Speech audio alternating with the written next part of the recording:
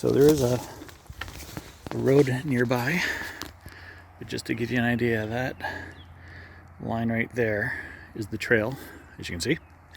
Cyclists just going by.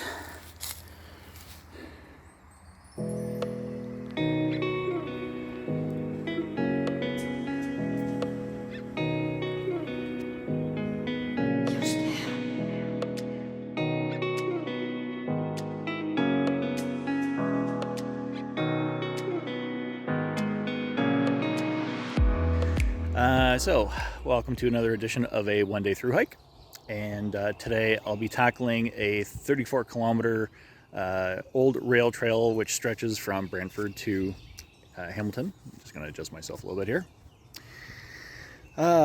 It's a beautiful day, slightly overcast. No rain is in the forecast, however, which is good. About 18 degrees, and that's Celsius. And this old rail trail runs from Brantford to Hamilton, and it's also one of a series of trails that interconnect with each other. So if you've watched any of the other videos for the one day through hike playlist, you'll notice that there's a Cambridge to Paris trail, Paris to Brantford trail, and of course Brantford to Hamilton. Now there was a small stretch of trail that I skipped today, more from a perspective of I haven't hiked long distance in quite a while, so I didn't want to take on a 44-kilometer trail, so I thought I would start with a 34-kilometer trail. So we'll see what happens. And so far so good. Trees are in full green, birds are chirping, there's purple and white flowers on either side of the trail, so that's quite nice. This part of the trail at least also follows the Grand River, so I have that to my side, and yeah, that's about it. So I will check in a little bit later, and hope to see you out there. Ciao.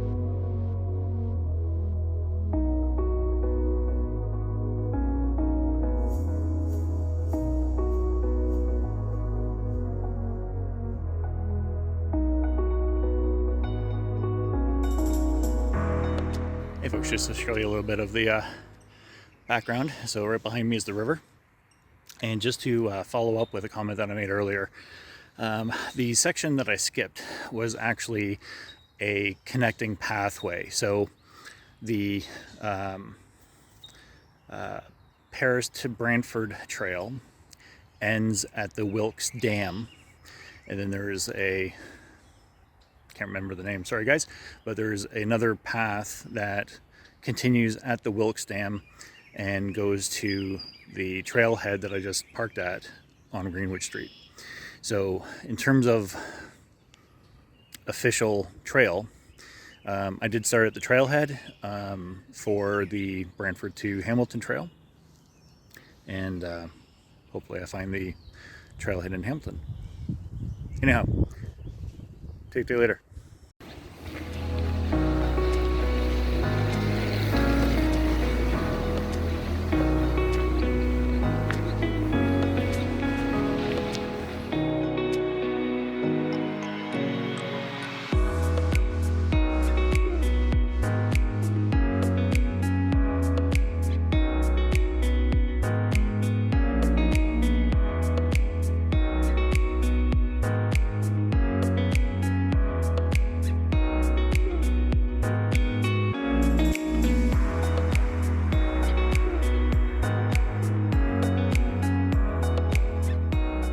So I'm approaching the 28-kilometer marker very shortly here, and The path itself hasn't really changed much. You can see it behind me, it's nice and flat, nice and level. So if you're looking for an easier going trail for either hiking, you're not quite sure about climbing, or you want to take a bike ride or something like that, this is a fairly easy trail so far, at least.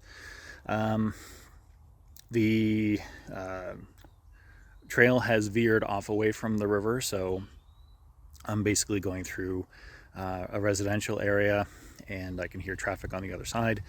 A lot of cyclists, so if you do decide to do a long distance through hike in a day, shouldn't really have to worry about either getting lost or not finding help on the trail. There's lots of people on the trail here today.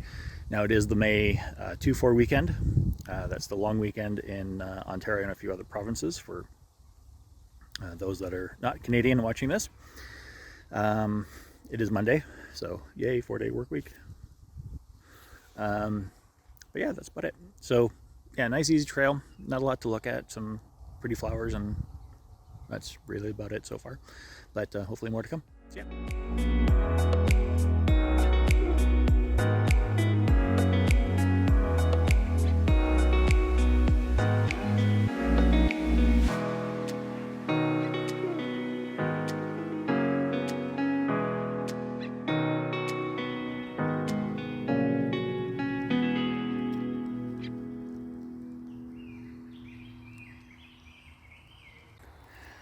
So I saw this from the trail, thought I'd check it out, and it looks like I'm not the only one that has.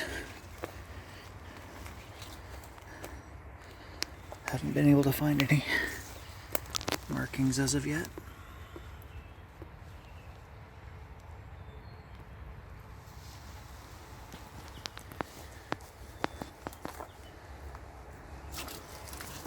Shotgun shell.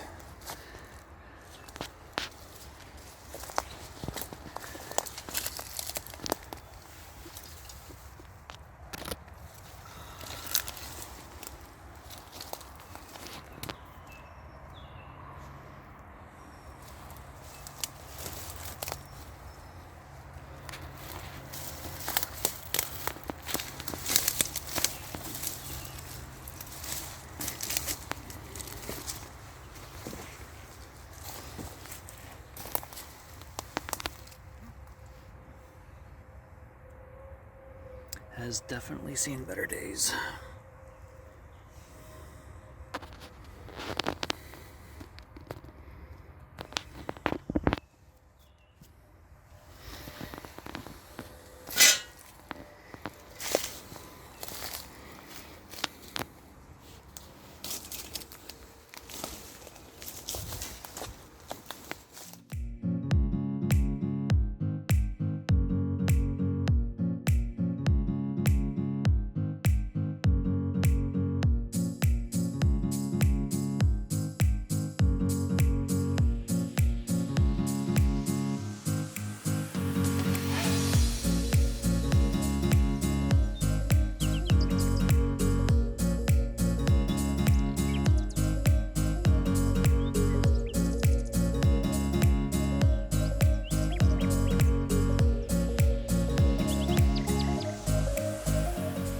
Hey folks, so I'm at kilometer 22, which is about a third of the way into the trail, and just thought I'd sit and take a break and get off my feet for a little bit and enjoy some bugs. Anyhow, so it's been pretty uneventful so far. I did 12 kilometers or so, and basically, if there was anything of interest,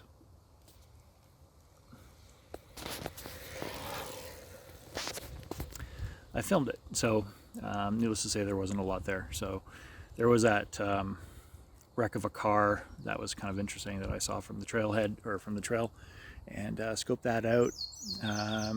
The birds are really nice. A lot of people on the trail, so yeah, it's been all right. So yeah, if you're looking for a nice easy trail to do and get some kilometers in, the rail trails, and actually all three of them are pretty easy to do, and I wouldn't have a problem recommending them to pretty much anybody. So I think that's about it for now. We'll check in a little bit later and hope to see you out there. Find it a little interesting that that little wagon here is actually facing the trail. It'd be really cool if they actually had summer hours offering drinks or whatever for hikers. And bike work stand. Pretty cool. So this is just past the 22 kilometer mark in a descending fashion.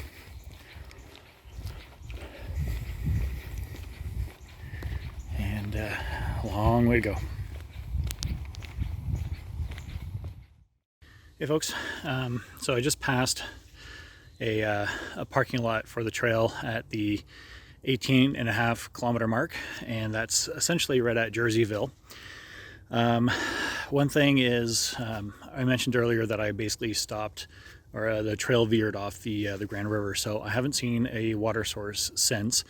So if you're going to be hiking in the summer and tackling this thing, I suggest either taking all the water that you need, or you might be able to find a store in Jaycees, but I haven't gone into town to find out, so I'll update the comments if I do find something for you. Take care.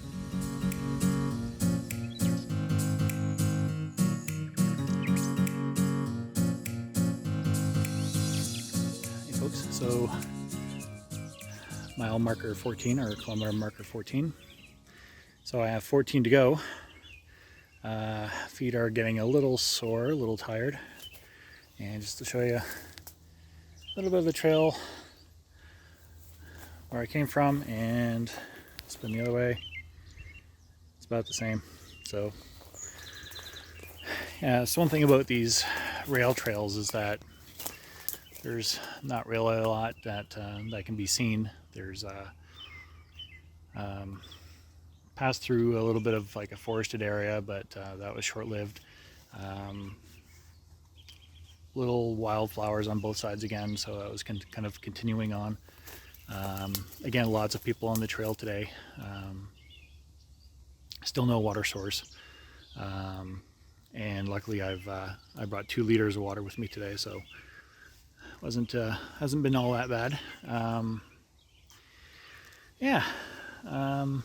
So I'm just going to take it easy for a little bit and head back onto the trail, and I'll report back in when I have something else for you.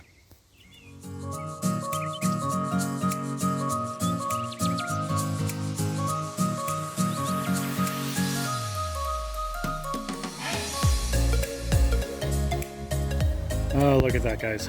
Single digits. 9 kilometers to go. And once more, I took a break, not knowing what was ahead, and there's a bench. Okay.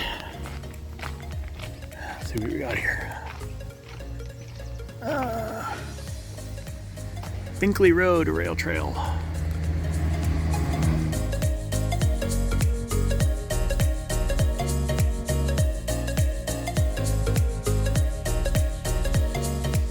Hey guys, Mike here. It's a little after 5, and I just passed marker number 8 for the 8th kilometer, and found another park bench, so I'm going to take a load off for a bit. And starting to get a little cooler, so that's nice, especially in the shade. And I just thought that you might be, or some of you might be wondering, why tackle a 34 kilometer hike. And there's a few reasons for that. For one, it's a trail that would take about an hour or so to drive just to get there, which is not really all that bad. But the other thing is that I'm trying to kickstart my metabolism and my hiking, my regular hiking abilities again. Just because, with the lockdown and COVID, like all I did was, basically walk around my neighborhood for a few kilometers and yay. Whereas, of course, there's sections of the Bruce Trail that you kind of have to put in, 20 to 30 kilometers just to get from one point to the next. And when I was planning out the Bruce Trail, at least for the last section that I have to do, the peninsula section from Wyerton to Beaumorey, there were a couple of bigger days. So there's at least one 24 kilometer day, I think there is, and I think another 28 kilometer day. And the terrain is nowhere near as easy as an old rail trail, that's for sure. So for me, there's a couple of reasons, and from a channel perspective, I doubt very much this video will be anywhere near 10 minutes. So good for you guys, but at the same time, it didn't really justify 2 different videos for the same trail. So, put everything together, and all the more reason for me to, tackle a 34 kilometer hike.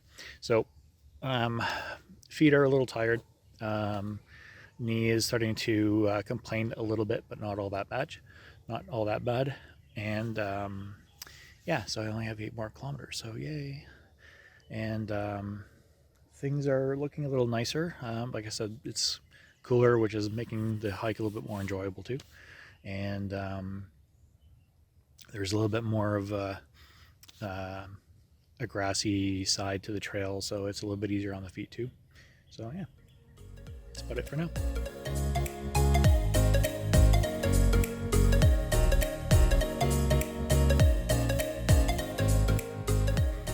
And just arrived in what I know to be Dundas Valley Conservation Area. And there's you can see the red building in the background behind the trees, and also the overnight rest area over there for the Bruce Trail. Almost there.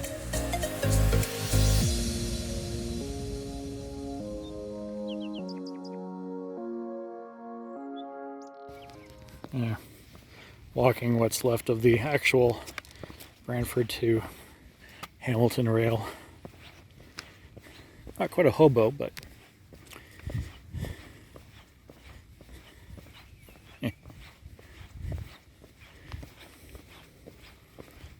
trying to make sure that I actually get these railway ties, otherwise I'm going to go for a nice spill. So it went from a very boring corridor of maybe trees and farm fields, and now we're getting into the visible portions of the Dundas Valley, and it's quite pretty. So I'm in the last 3 kilometers, and the trail itself looks the same. Still the crushed gravel and still a lot of cyclists. But and I have residences on my right hand side. But a little bit greener. And again, now that we're actually in the city, there's no more open farm fields, and scenery's quite a bit better. Okay, almost to the end, guys.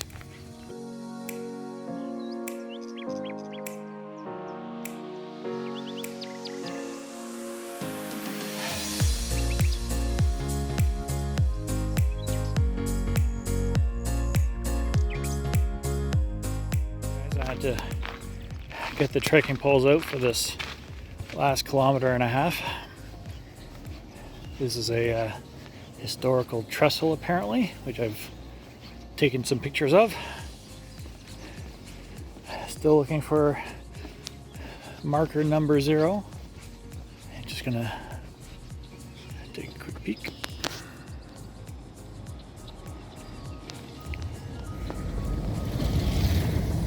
Like I said, a lot of cyclists. And other side.